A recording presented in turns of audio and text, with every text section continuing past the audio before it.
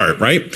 Not only are we dealing with 20% inflation price increases across the board for everything you buy, but your benefits are going to be cut, right? So you're going to get less money and have to pay more for things. That doesn't add up to me, right? But an analysis by the Committee for Responsible Federal Budget says over the next 10 years, our Social Security benefits could witness severe losses. Now, these are bad.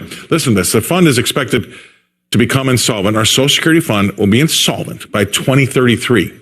A typical dual income couple retiring that year would receive an annual benefits cut of $17,400 in today's dollars. Really? That cut's going to come tied to income levels, of course, and those on the low end would see cuts of around $10,600 for the year. But the high end earners are looking at being on the hook for a cut of $23,000. And that's going to throw salt in the wounds of those senior citizens, right? Because while the cut to low earners is less in dollar terms, senior citizens, right, it's going to present a much higher percentage of their total income. That hurts. And while these benefits are typically accompanied by personal 401ks and IRA plans, 40% of Americans rely solely on these Social Security benefits. Now, my next guest is a planner, and I'm sure she can see something like this coming. Welcome into the show, Rebecca Walser. Rebecca, thank you very much for taking the time today to come on with us. But I've been hearing this too, and I got to tell you, I have just personally taken Social Security out of my retirement plan because I don't think I'm going to get any by the time I get there. You know, Scott, I used to say if you're 50 and younger, we don't even want to plan on any dollars, and any dollars that we get will be icing on the cake. But I want to just methodically take the viewers through a few things. The first thing you need to understand is that when Social Security was passed in 1935, because there's a systemic, fundamental, foundational problems with Social Security that will never be resolvable from how it was designed in 1935. So in 1935, they set the retirement age at 65, but you have to understand the average man was dying at 63 in 1935, and the average woman was living to 65, but she was dying at the age of 65, somewhere between 65 and 66. So they designed a system in 1935 that everybody would pay their entire working life into as a tax, and they expected that women only would get the actual benefit and only for less than a year or 2 years at the most, and you'd have some that would live longer. But the system was supposed to be very cash flush and cash rich. And in fact, that is what it has been, Scott, since 1935. We have collected $3 trillion of Social Security payroll taxes that have not been paid out in the form of Social Security benefits to actual recipients.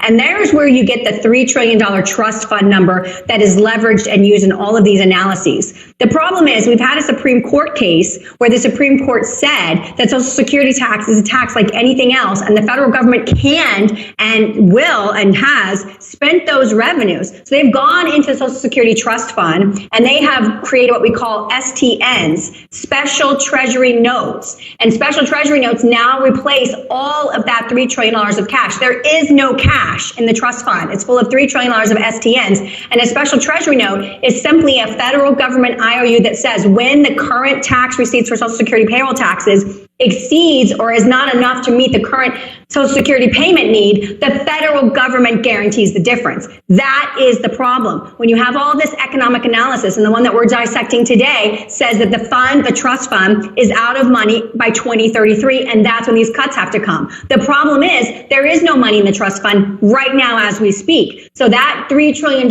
is going to be made up by the federal government as we go through the next 10 years. And then finally, by the time we get to 2033, that's when they say, well, now we have no trust fund, and now we're literally in deficit spending. But we're already there, Scott, because of the STNs.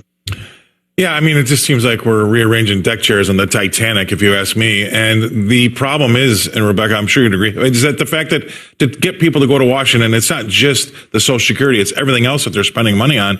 We have a spending problem, right? And it's unelectable to go into Washington or to try to get to Washington by saying, I'm going to go cut spending and cut benefits. No one's going to be able to be elected by saying that. So how does this stop?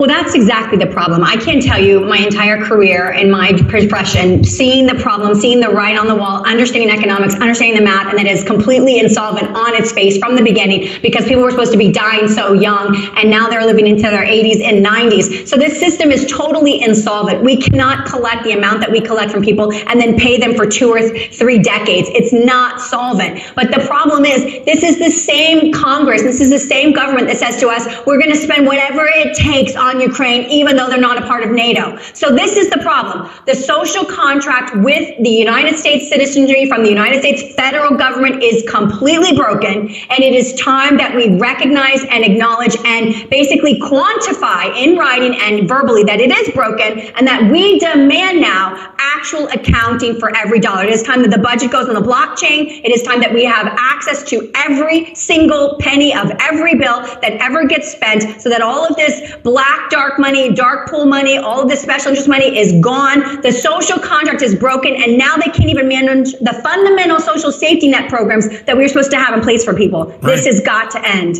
I mean, look, we've got Russia, Ukraine, and we've said we're back until however long it takes. Now we've got Taiwan, China, saber rattling out there.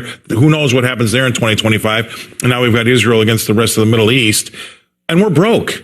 And oh, by the way, we only have 40% of our strategic petroleum reserve left. I mean, this is really bad timing. No, it would never be a good time, but this is especially worse.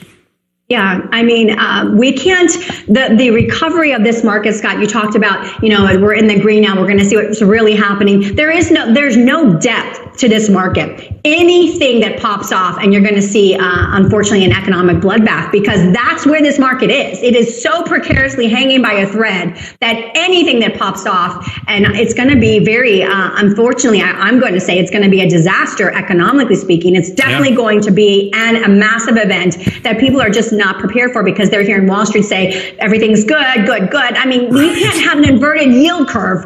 Just bottom line, you can't even have an inverted yield curve for this long and tell me we're going to have a good economic future. It's just not possible, period. I agree. When we wake up to see how much money we're spending and what the interest rate is, it's bad. All right. Thank you very much for telling us all that. We really need to hear it. It's the truth. Rebecca Walser coming to us from Tampa, Florida. Rebecca, thank you very much for being on the show.